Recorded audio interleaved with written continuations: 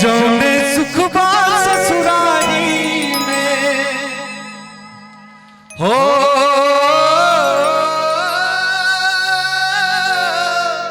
आए है जौने सुखबा ससुरारी में तौने सुखबा कहूँ ना क्या पहुँच के लेकिन चारों ओर से ताली बजानी चाहिए।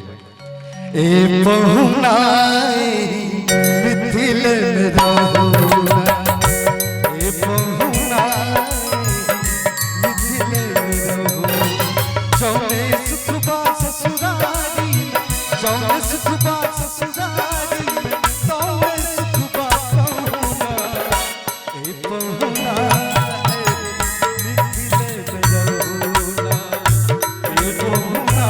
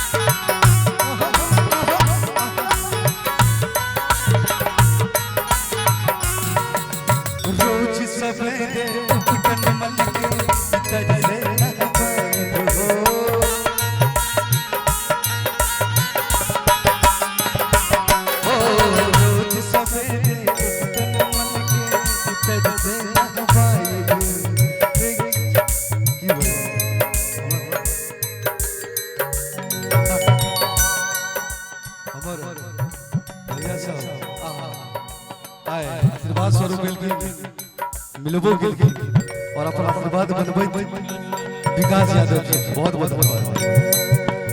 रोज सवेरे तन मन के इतर से पाइब हो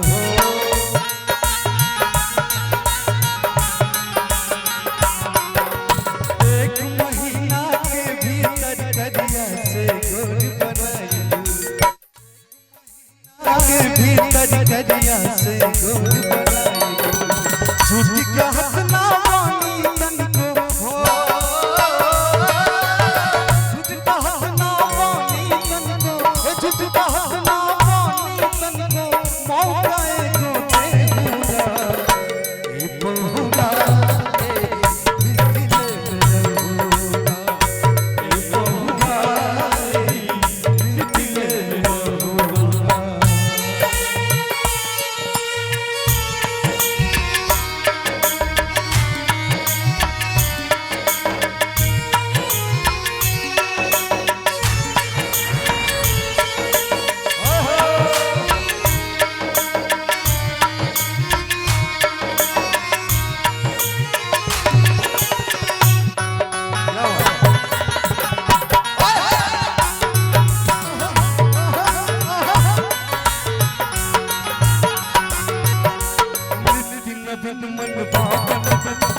पर सब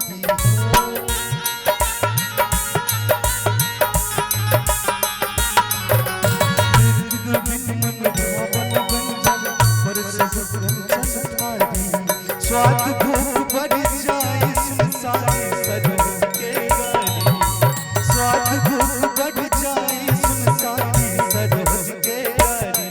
भैया इतने सुंदर भाव से भैया चाहो जब देख ध्यान देवे और पवन देव से करब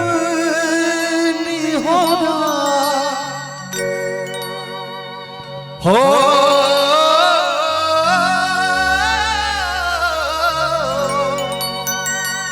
पवन देव से करब निहोरा हौले हौले हंस जाते भैया और एकदम कहीं वातावरण और झूम देते तो और मजा आएगा भैया। गुरुदेव ए पहुना रे दिल